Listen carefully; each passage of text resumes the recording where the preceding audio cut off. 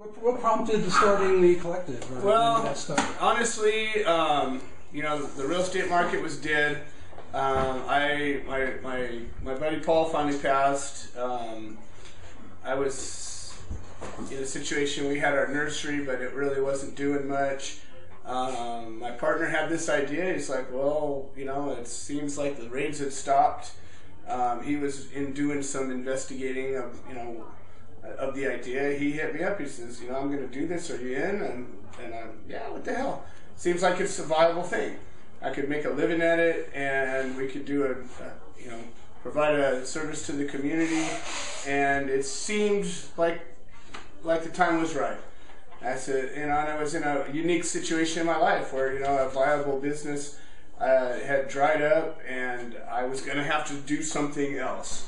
And either I was going to put myself wholeheartedly into the nursery or teaching or something else. And, you know, I already knew this, you know, and I knew it pretty well. I mean, I didn't know everything, but I knew enough to do it. I've been a grower for a long time, and I started studying a little bit more about, you know, there was a lot of new information about different strains and what they did and how they help people. So we dug in, and we literally built the place. We got this crappy old building, and we remodeled it ourselves on a shoestring budget. And now the building, that's a good question. Now, it was in Willow Grove?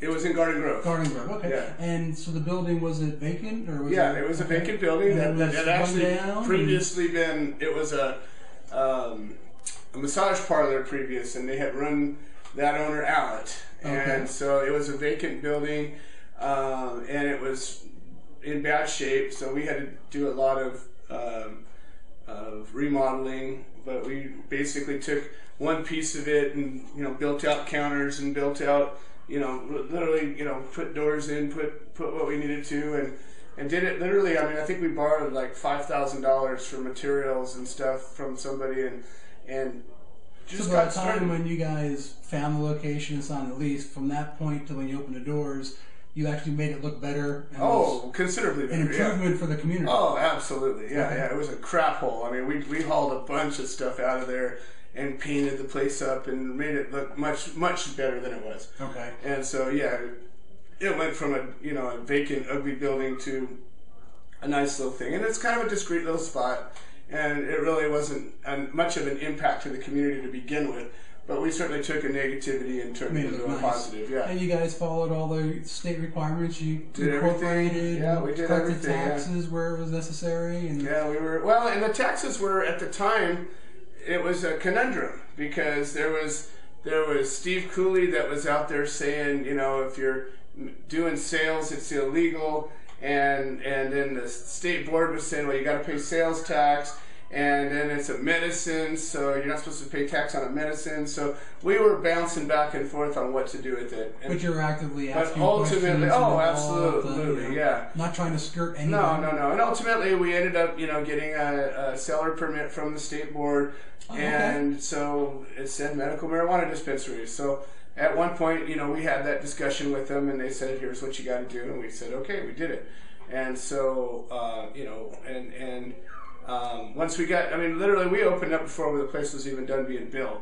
That way, you know, so I was literally constructing it as the first patients were coming in, and I got to know these patients pretty quickly. And, you know, when we first opened up, I didn't know how it was going to go. You know, it was a big new business, unknown. Never know. And I honestly thought, you know, hell, if 30% of the patients are really good, solid, legitimate patients that really need this, and it's worth me doing this. You know, I'll be helping the community out. And if the rest of them are doing whatever, you know, it's not my business to judge them. Yeah, they follow the guidelines. Yeah, as long as they're legitimate patients, and I can verify their doctors, it's none of my business. And you know, I was fine with that, and I, you know, would still be fine with that, honestly. And I fall back on that position of if it helps you sleep better at night, then it's good medicine. Well, there are some people that have a misconception of people that are arguing medical marijuana are just a bunch of hippie potheads that just go home to get high. Right. What are some of the clients that you dealt with? What are some of their ailments? I mean, personalized. I dealt with everything from third stage cancer patients, people with you know, back injuries, people veterans with PTSD, amputees, so real AIDS patients, real MS patients. I mean, it just goes on and on and on. Brain tumors, you know, just so many different things. So, and even some things that were, you know, severe anxiety, eating disorders. I mean, and again, they're all people that needed the medication, benefited from it, went through the legal process to see the doctor. Everybody was a valid like they were patient. A pharmacist to get Vicodin. Exactly. It was, you know, and plenty of patients looked like they were, you know, just like you and I, did nothing visibly wrong. And then you talk to them and you found out that they just came back from a chemo treatment, or you talk to them and you found out that, you know, this was a good day. Most days they can't get out of bed. Or you talk to them and you find out that they just had a brain surgery. Or you talk to them, you know, it was, you know, I get so upset when people take that stance, because I've seen it from the other side. And not everybody rolls it in a wheelchair, you know. And you know, the thing that really got me was a lot of patients use cannabis to get off of heavy opiate pain-killing drugs. And that was why they did it. And they were given oxycodone and Vicodin and all these things that have a lot of negative side effects and literally tear your body apart. And a lot of people react very poorly to those things. And they found out that, wow, if I can do a little cannabis in addition to that, I don't have to take so much of that. And some of them even got completely off of the opiates because of the cannabis. And some of those drugs are known to damage livers, clearly, kidneys, and everything else. Yeah. Now, so all the time you were open, were there any complaints, any police filings, any kind of problems? At one point, the sergeant from the Garden Grove PD came in early on, and he was code enforcement. Okay. And he, you know, they heard we were doing what we were doing, and I showed him around. I had him talk to him for about an hour, and I said, you know, he says, well, you know, to be honest, we're not real happy that you're here, and we don't know what we're going to do, but I said, well, you know, to be honest, we're on opposite sides of a bit of a gray fence, and, you know, it sucks to be me, it sucks to be you, but, you know, you were following regulations. If I'm not doing something right, tell me what I could do better. Right. And I'd be glad to change. You know, we're not here to cause a thorn in your city's ass. We're here to provide a service to the patients of your community and operate within the law. And so between that time he was there and, which we'll get to in a minute, the time you were raided, there were no alarms, any discussions, any kind of township representatives, you know? Actually, the city of Garden Grove, in September, we opened up in April, and in September the city of Garden Grove decided to impose a ban. Okay, but we were there, you know, substantially before that, and so we didn't really worry about it. We were, you know, grandfathered in. We were, you know, by any city ordinance or statutes or anything like that, if you're acting in a lawful way prior to an ordinance, you're typically grandfathered in without there being any issue. Sure. And so, you know, but that was when we became politically active with that. We gathered a lot of supporters together, and but they imposed the ban, and we said, well, whatever, too bad for everybody else, I guess. And again, no problems. You know, they didn't no cease and desist, no letters. No, apparently they had contacted the owner early on, before any of this, and said, well, you know, there's somebody operating a medical marijuana dispensary at your building. And he says, yeah. Are they doing anything against the law? And they didn't answer. And he says, well, if they're not doing anything wrong, I don't have a problem with it. Right. So again, here's a landlord that's renting a building. Yeah. He's a businessman. Yeah. You guys are there as a business, performing a business service under the state laws.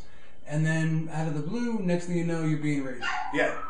And was it the raid at the... Well, so prior to the raid, though, remember, I had gotten arrested in Riverside in December of 2008. Okay, so that was before the raid. That was before the raid. Right. So December 2008, you know, we were still building the place out. We, you know, did it slowly, and we didn't have a big old safe or anything. So what we did as a matter of practice, which in hindsight probably could have been done better, but one of us would take the medicine home every night.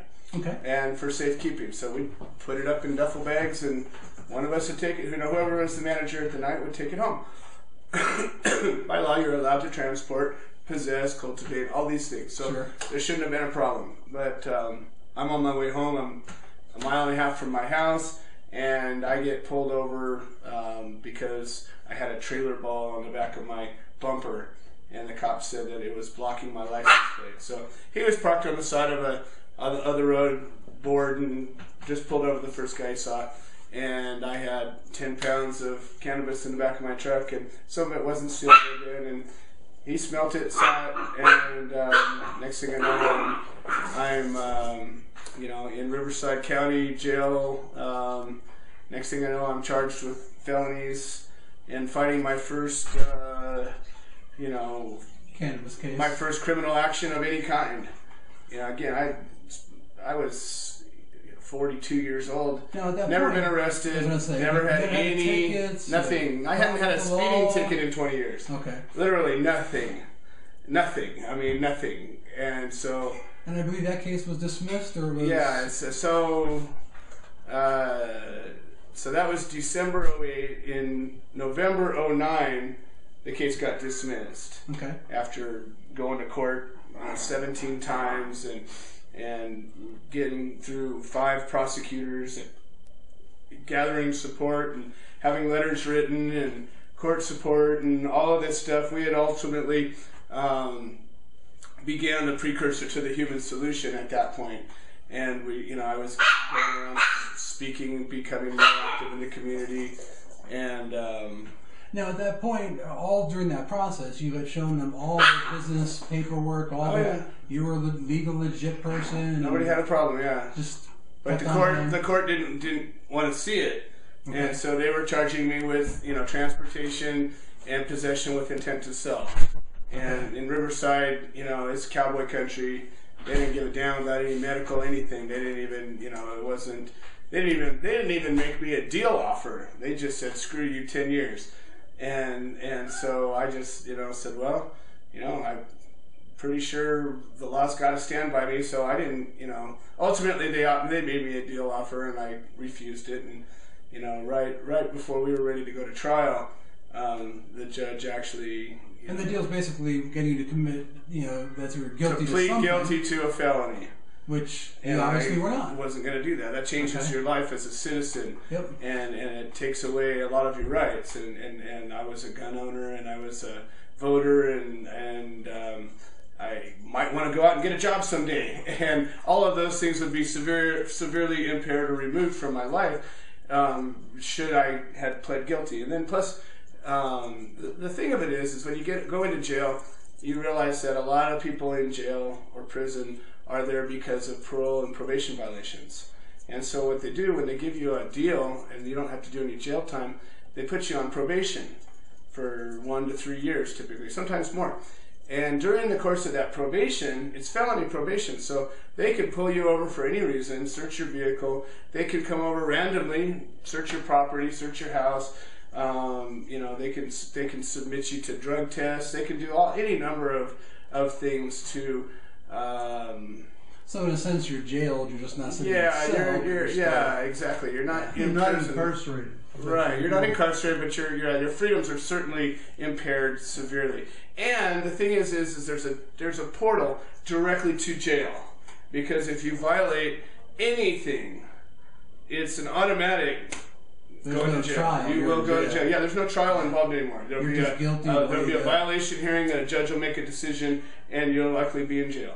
So that situation there, roughly how much did that cost in legal defense just to prove that you're doing something that's legal?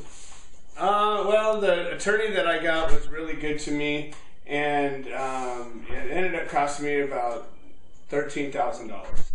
And that was in comparison to a lot of attorneys, I would have paid a lot more. This guy did some research on me and is an advocate and believes in our rights and is willing to fight for it. So he took the deal on, and I was kind of the best client he ever had. And if he asked me to do something, I did it above and beyond the call. And Hello, Dr. So Grumbine. I just, you know, Yes. that case ultimately got dismissed in November. Okay.